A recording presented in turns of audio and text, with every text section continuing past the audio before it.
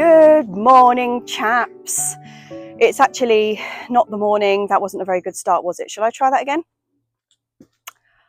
Good afternoon, chaps. Yeah, this morning I actually spent cleaning the oven. Oh, I know, I live an exciting existence, but it was pretty exciting because the floor, let me show you, I filmed it this morning. Ladies and gentlemen, we have a floor. It's all done, all around the edges. Obviously no stove, it's going to go here, but the alcove is all ready for it to go straight back in. I think that's going to happen today. And look, it's all perfect around the edges and it's not moving. There's still no sink. There is no water, but there is a floor.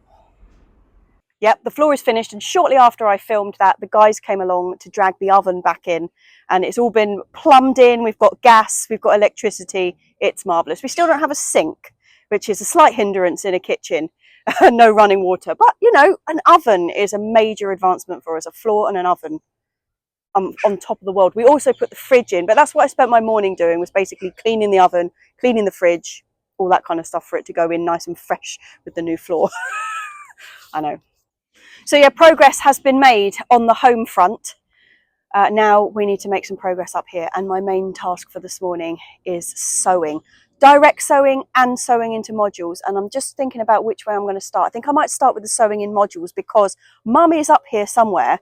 I had a meeting with the allotment council officer this morning, and we both arrived at the same time. I finished talking to the allotment officer and Mum has completely vanished. I know she's been here because she's eaten her sandwich, but she's not here anymore. She's probably on somebody else's allotment chatting. So I won't start with the direct sown stuff because I can't move that, and we need to discuss strategy on where we want to grow things. But I have got a lot of stuff that needs to be sown into module trays. This is mostly succession sowing stuff, so I've got to get more beetroot in, more spring onions, that kind of stuff.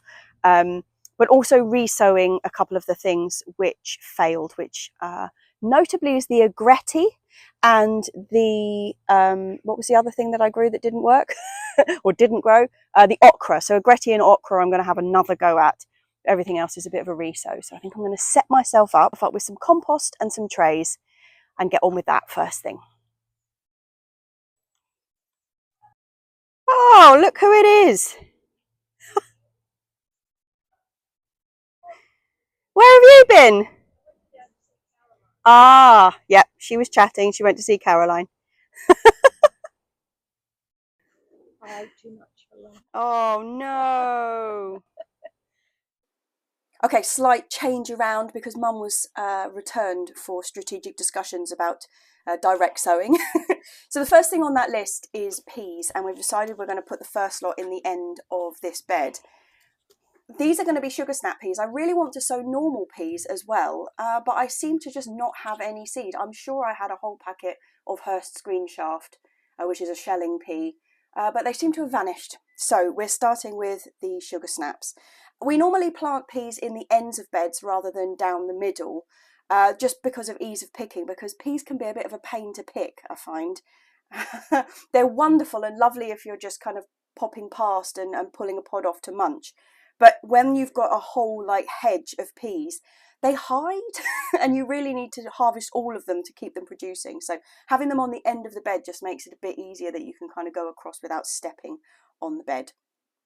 This is one of the beds that wasn't mulched in the autumn, and so I'm giving it a good old dose of blood, fish and bone. I'll also incorporate some of our own compost into the planting trough.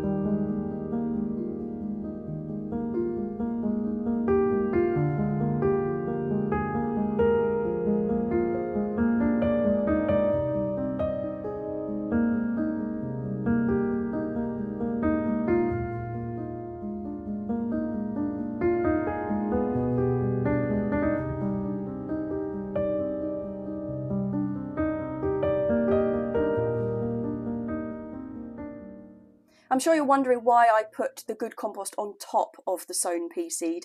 That was an error. It will still benefit them being on top, you know, the nutrients in it, etc. But I was planning to put the good compost in the bottom and sow the peas into it. However, I forgot, so we're doing it this way. These are also not a particularly tall pea. This will be adequate for them to grow up. As I said, these are a sugar snap pea. They're actually called sugar bon, and they're particularly delicious. So I'm really looking forward to them.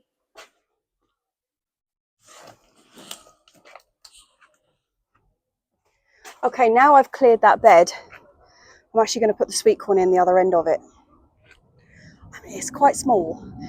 Last couple of years, I've left it too late to put it out. Like, not too late exactly time-wise, but too late as in it's been in its pots for a really long time. I really don't want to do that this year, so it is going out early-ish. Sweet corn really did used to be one of those crops for me, which just you didn't even have to think about. It was one of those plonk in, and they grew brilliantly, and you had fantastic sweet corn from them at the end. The only danger with them was squirrels and badgers, because they both absolutely love them. Just as they're getting about ripe, they take them before you do. But with adequate protection, like, never had a problem with sweet corn. But I think that kind of led to a bit of complacency. And over the years, I've started planting them closer together and not looking after them when they were small plants. Like I say, I've left them in the pots too long, etc. So this year, I'm determined to get some good sweet corn. So I'm giving them a good amount of space between them.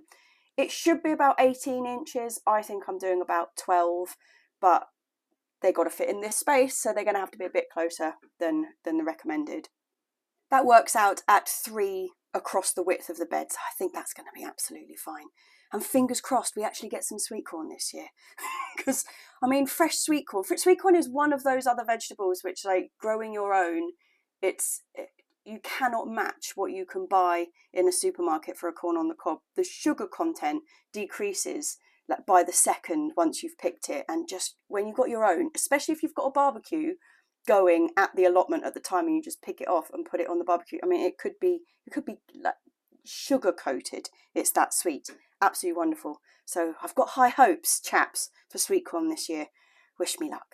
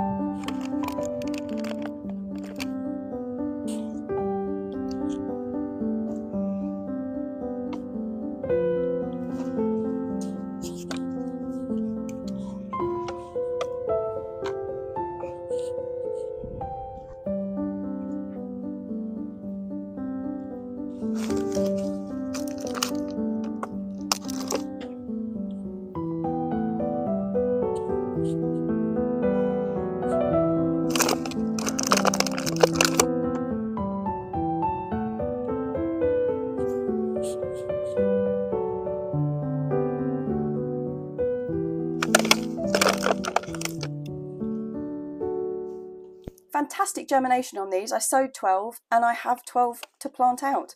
Absolutely brilliant. That's a rarity. I am often a bit gung-ho with old seed, but this is fresh and proving the point that sometimes fresh seed is well worth it. There we go, last one in.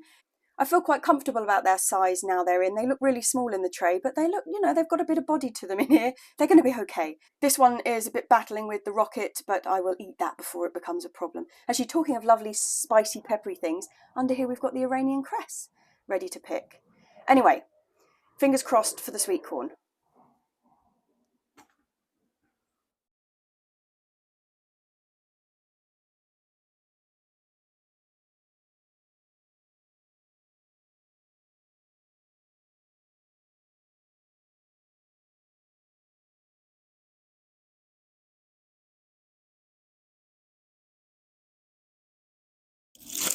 So that crinkling is probably really loud next to the microphone. We let it flower. I had beautiful white flowers actually, and that were scented, which was lovely, but classic kind of brassica flowers, you know, the type. Left them. Oh, something's just gone down my top. Oh, it's really itchy. Who is it? A stick. what am I trying to say? Yeah, we're not collecting the seed from these. Brassicas do tend to be quite promiscuous, which means that they very rarely come true to seed. I mean, it depends which ones you're doing, but we've had these right next to a lot of other brassicas, so I think we wouldn't be getting proper minestra from them, but you can see the seed pods are all forming on there. Just don't think it's worth it. I've got more at home. Yeah, but what a beautiful plant this was this year. What an absolute magnificent beast. So yeah, we left the flowers on for the bees because it was a bit of a dearth time of the year when they started flowering, and then we left them because they were beautiful. But that is the end of the minestra. Year 1 of minestra, actually, first time we grew it. Right, these stems will not go into the compost heap because they're just a bit too tough. And I'm a bit worried about the quantity of seed at the top of these for our poor little compost bin.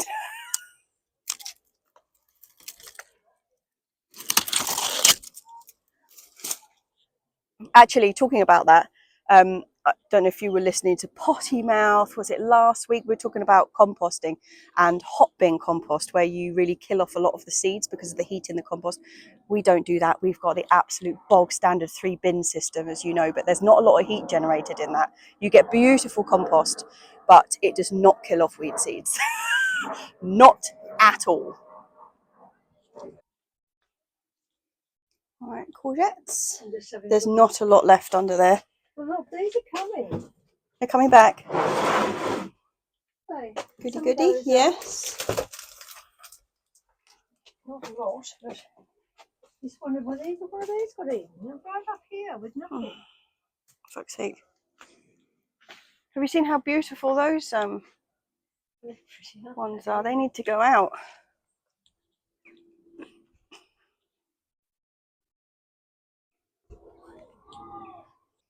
So this is my little tray of cucurbits. So there's cucumbers, melons and courgettes in here. The courgettes that I've got are the striata, the verde d'Italia, so just green. I've got the tromboncino, which is actually going to grow up one of these arches. Also shooting star, which is another climbing courgette, so that's going to go up this arch. And then I have butter head, I think, which was a yellow one.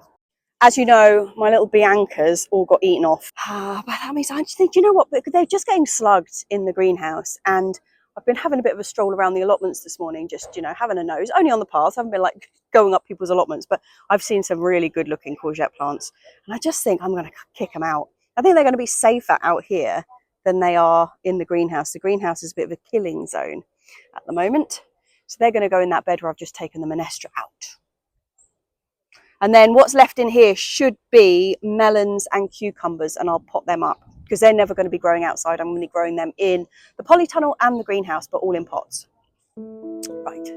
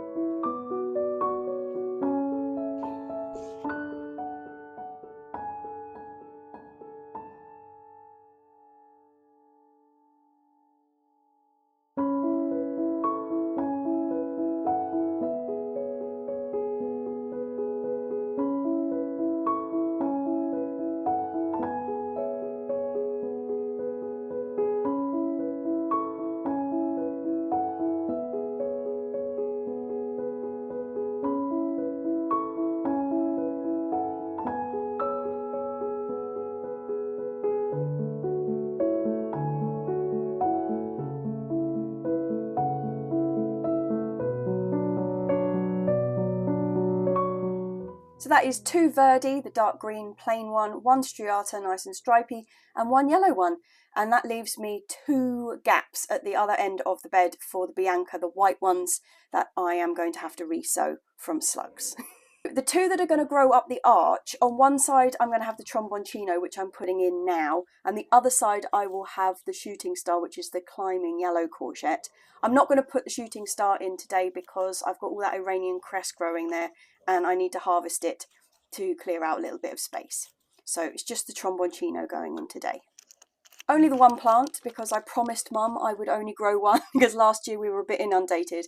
And the main feature point of the tromboncino is that it's like halfway between a summer squash and a winter squash. So you can eat them young as a lovely tender little courgette, which is the way I prefer to do it.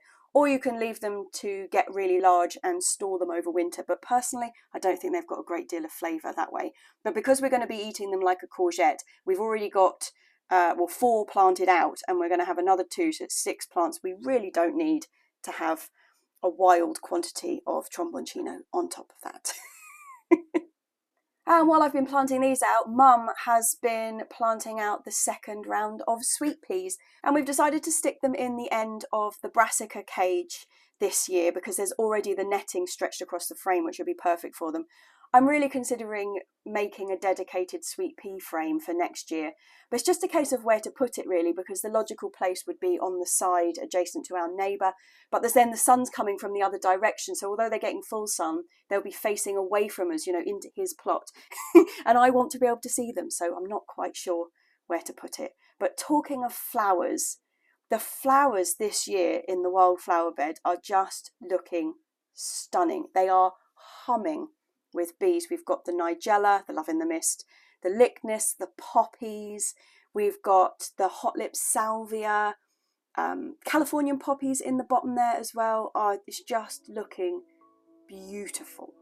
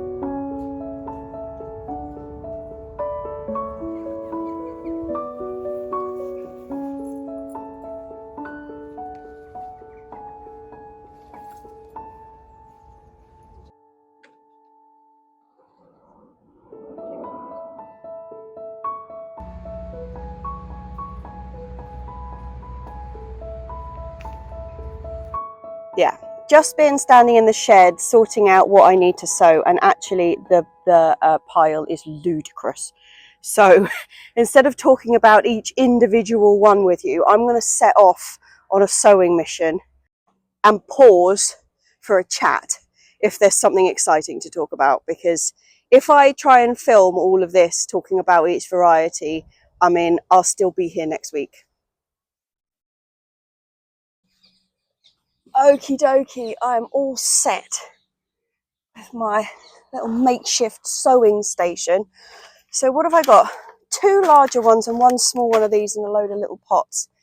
And okay, they're direct sown. These are the things which I want to sow in here. A lot of these are resows, like I said. There's beetroot, there's spring onions. What other are resows? I've got a load of lettuce to put in, but they're the standard varieties that I grew last time. It's lobjoits, Beauregard, Rossa di Trento, and then just a little oak leaf red number. So I'm going to get them in. I'm doing chard as well. You know how much I love my chard, but it is going to be white silver, peppermint, and Bietta, which is just the plain green one, sometimes called perpetual spinach. those 3 chards. So I'm going to start with those and see how we get on.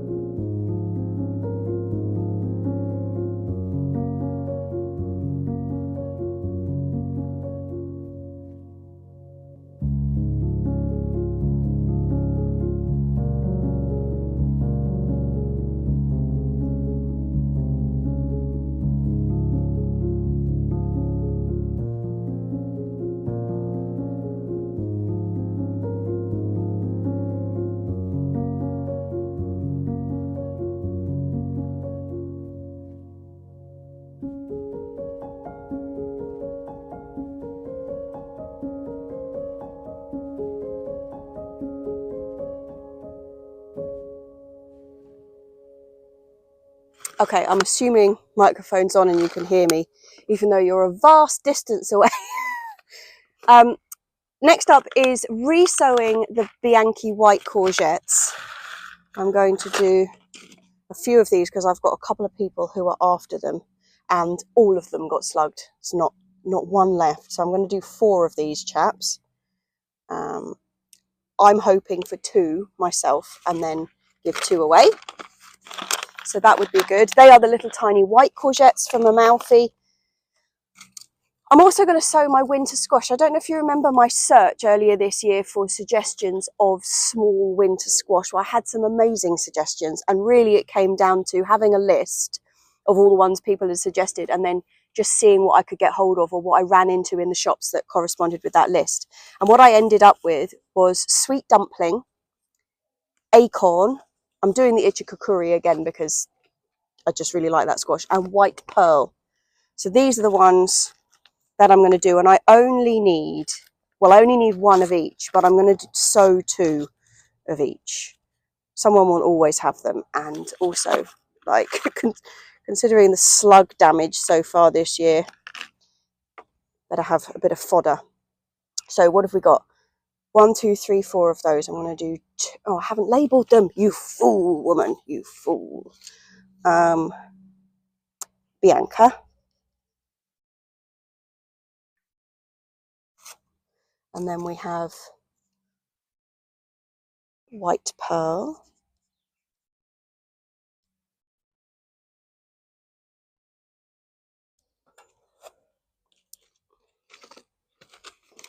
Ichiku. 2 of those.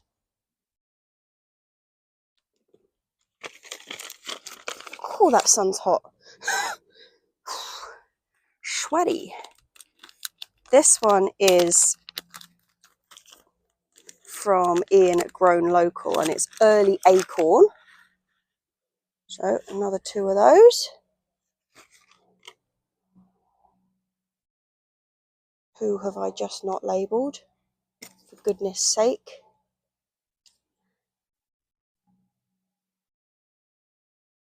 It's Chikukuri. Now there's 2 in there. Who are they?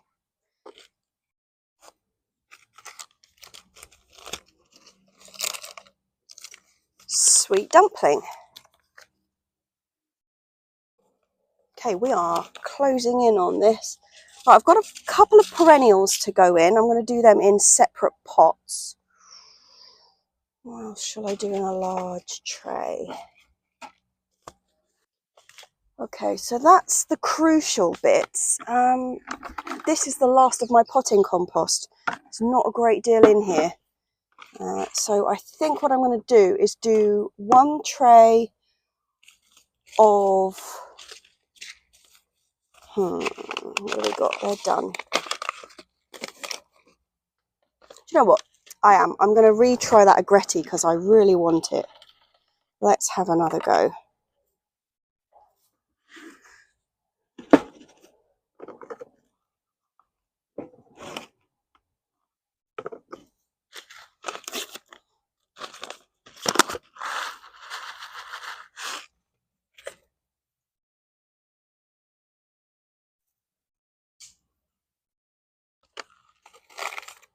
Let's hope. I absolutely love agretti.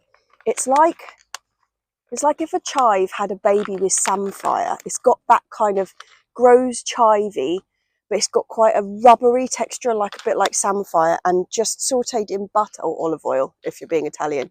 But I'm a bit of a butter fiend. Sautéed in butter and garlic.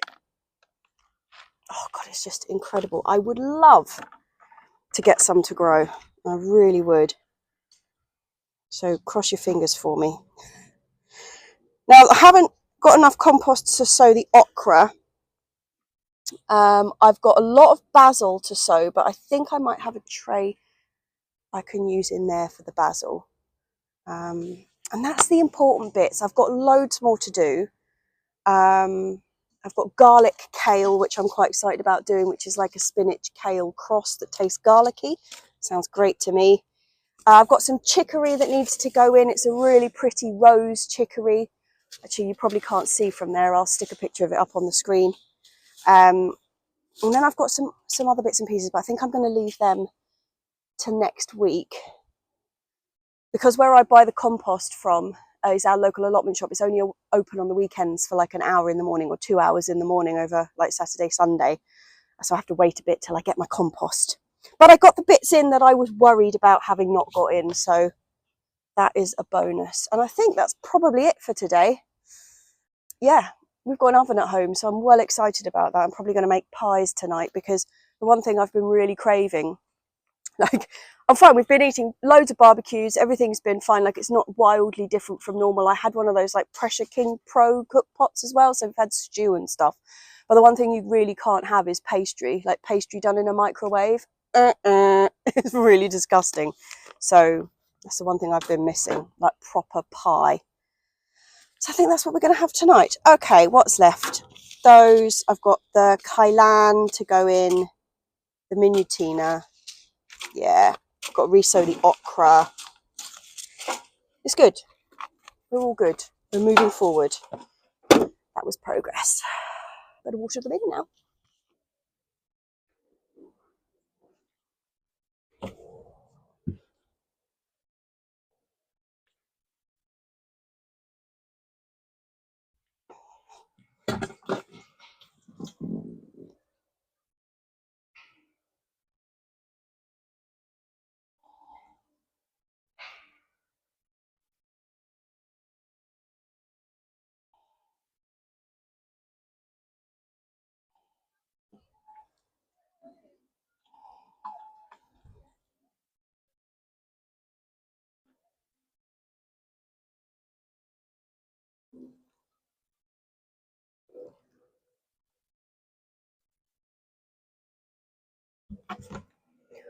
Ooh.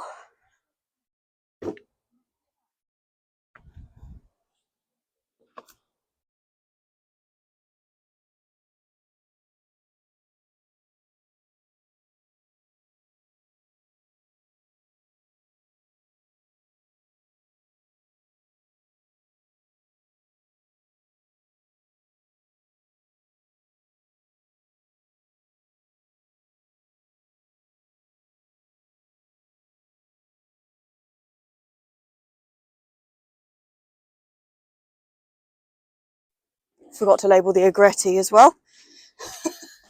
Always accusing Mum of not labelling things. Right, come on, little agretti, you know you want to grow.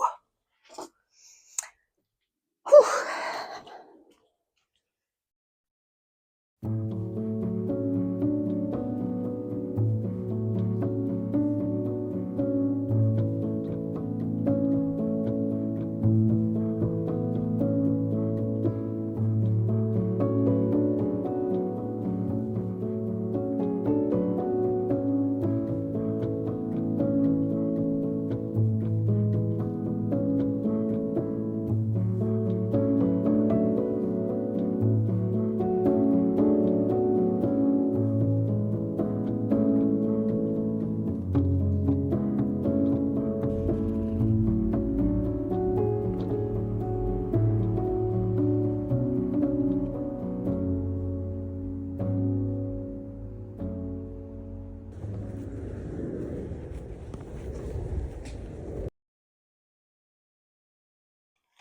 Pea mission successful. We ended up going with Kelvedon Wonder, which is a dwarf pea rather than a really tall pea, because we're getting quite late in the season now, and obviously the taller the pea, the more growing it has to do before it starts producing peas, and it's reflected in like the time that it says you can sow these. So a lot of them say finish in May, like the really tall ones, because they just won't get going.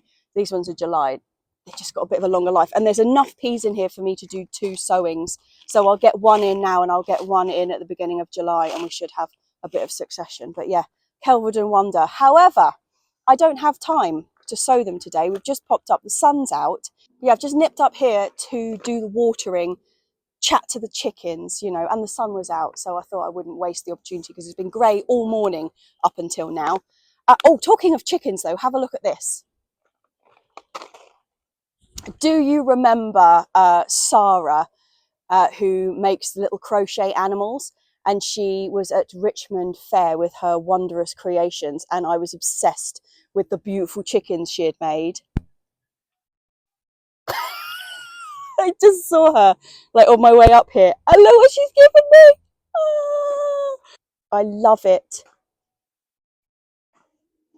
It's so soft and so gorgeous, and look at his little flat bum. Oh, it's just gorgeous. I love it. Yeah, thank you, Sarah. Once again, I'll put her link under here because she just makes these gorgeous things. I love them. So yeah, we've got another new chicken to the clan. This one is less noisy than the others. Hey, Rube. Yes, Rube's been going mental this morning. So yeah, what am I up here to do really? I've just got to do some watering before we head off because although it's been grey, it hasn't been raining. And I've got to take one of those tomatoes home that Johanna brought up for us, the really tall one. That one's going to go at home, we've decided. So I'll take that home, plant that. And then we are on a bit of a mission starting this evening, but mainly tomorrow. Okay.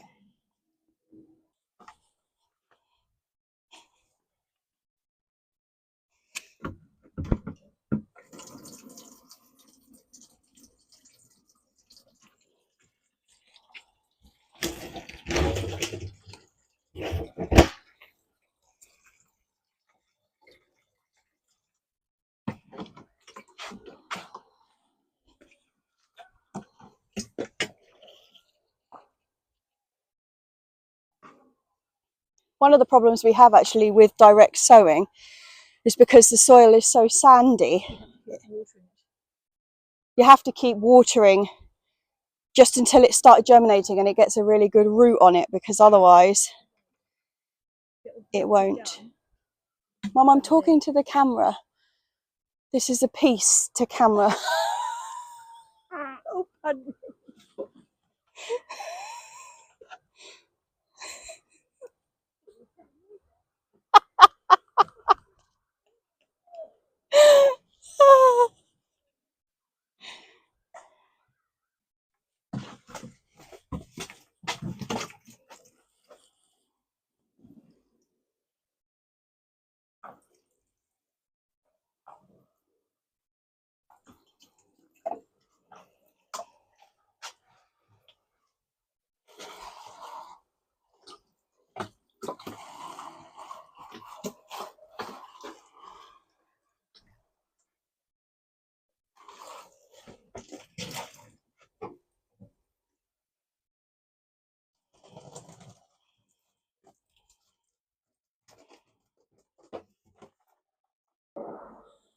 Cheers, chaps.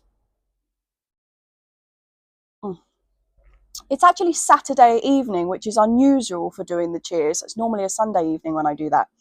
But tomorrow we are off on an adventure. Do you remember, what was it, 3 weeks ago?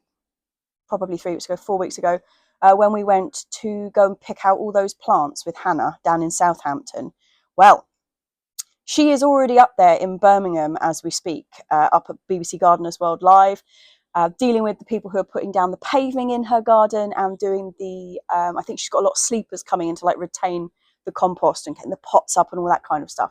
And tomorrow I'm going up there to join her. So we will be putting all the plants in and getting the garden ready for opening. And the day it opens, I believe, is Thursday. And I will be there on the Thursday for the opening, which is very exciting. This will be the second garden that I've helped Hannah with.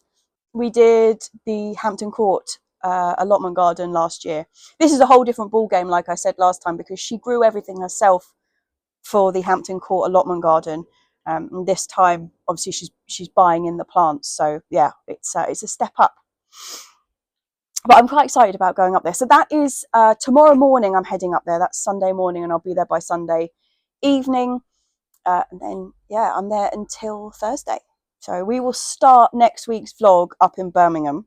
We're then back down south, and I'm going to do a plot tour. And I'm going to do a plot tour for you lot, obviously, to show you what's going on, but also for me. Because doing a plot tour, you can really kind of take stock of everything. Obviously, when you arrive at the allotment every day, like we do a bit of a meander and we look at all the stuff that's growing. But when you're doing a plot tour, and particularly when you're talking it through as I'm talking to you about the stuff, you get a much better idea in your head, of what's actually going on.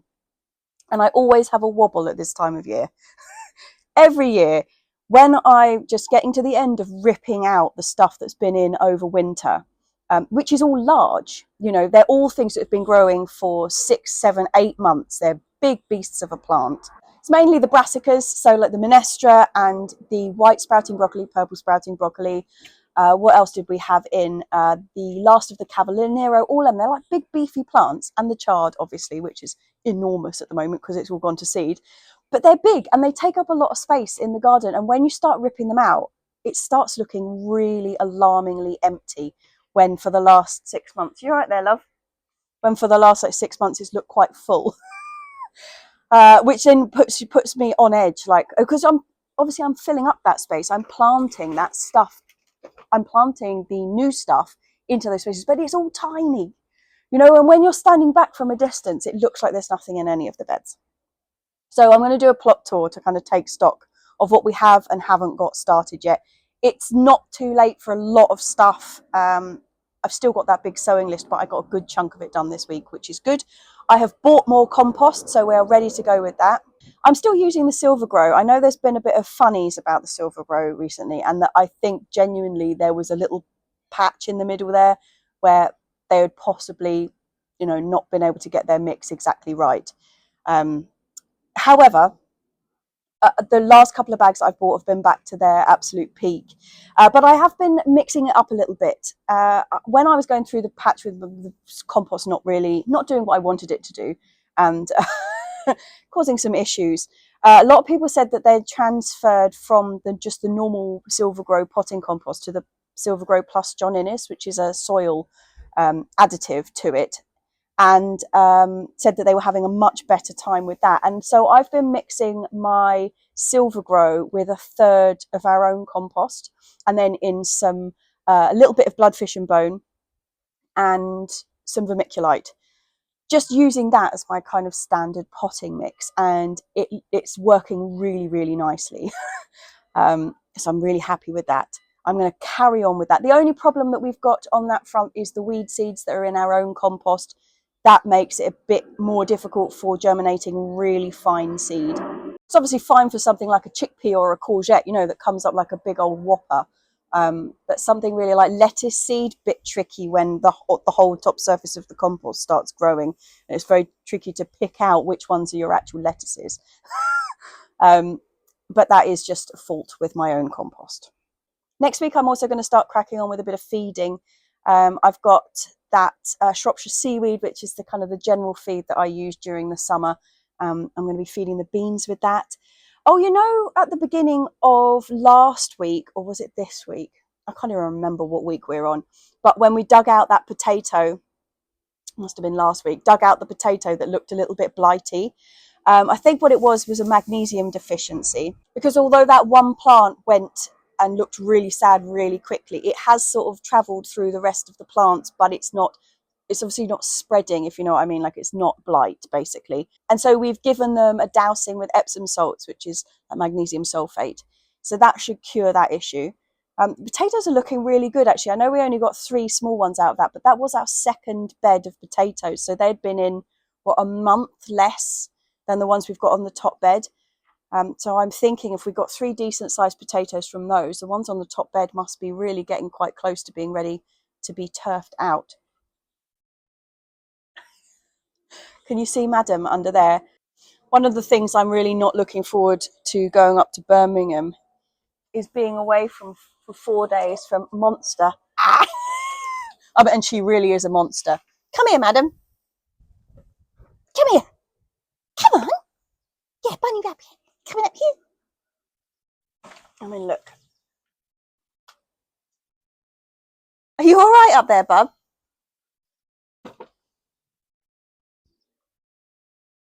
She is climbing on everything, running up and down the curtains, shredding them. To be fair, she's been so good. Obviously, while we've been having this work in the kitchen, she's got used to coming out into the garden and she hasn't been able to come down and play. So she's been trapped upstairs, which I can tell you, she was not a happy bunny rabbit about that, but she's now back and out. Oh, I'll tell you what, I'll show you what's happening in the kitchen. We've got the stove, which is very exciting. This is the one that I spent hours cleaning. But yeah, still no sink. We're in a bit of a tussle at the moment because our old cabinets were handmade to fit the sink, like my dad had made them. And what they want to replace them with is, like Howden's kitchen style, like chipboard, which we're not particularly happy about, but it's a timescale thing. And obviously it's an insurance claim. So we're waiting to find out what they're going to offer us that isn't the cheapest of the crappiest of the kitchen cupboards. So we'll probably find that out while I'm away. I mean, thinking about it now, it's actually a possibility that by the time I get back on Thursday evening, I mean, it could be done, couldn't it? Oh, that's exciting. Come over here, love, and show off your new collar. Come on.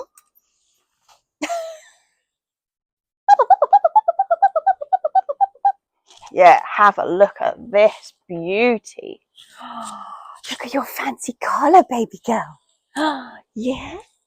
I mean, now she's getting so adventurous in the garden. Oh, that's probably very loud on your microphone. Sorry. Now she's getting so adventurous in the garden, like she needs something because somebody could have it. And it's got her name and her telephone number on it, hasn't it? Yes, bunny. Yes. She's just so interested in the world. It's funny because you remember Annie. Annie was one of 2 brothers. Thank you very much. One of 2 brothers, Annie and Zephyr.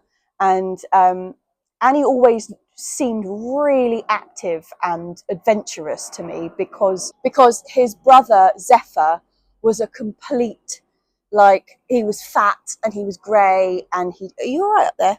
He was fat and he was grey and he just, even as a really young cat, he was proper lazy. So I always thought Annie was really like active and adventurous and out there, and then I've come across her and it's like, wow, Annie was a really, really like layabout cat, just not as layabout as his brother. What are you doing, bum? What are you doing, bum? Hey, you got good balance? Yeah. All right, chaps, I'm going to stop rambling now. We're off on an adventure next week. We haven't been on an adventure for ages, have we? Not one that lasted more than a day, like overnight excitement. So, cheers, chaps. Cheers to my patrons. As always, the names you see at the end of this vlog. Yeah, it couldn't be existing without them. So cheers to them and cheers to everybody else. I will see you in Birmingham.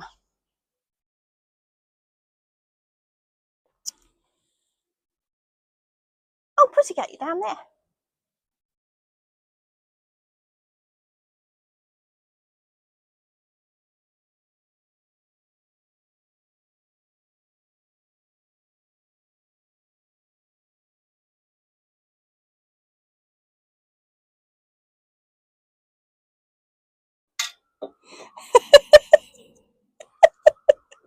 Oh, 4 years down the line, you've still got not used to it.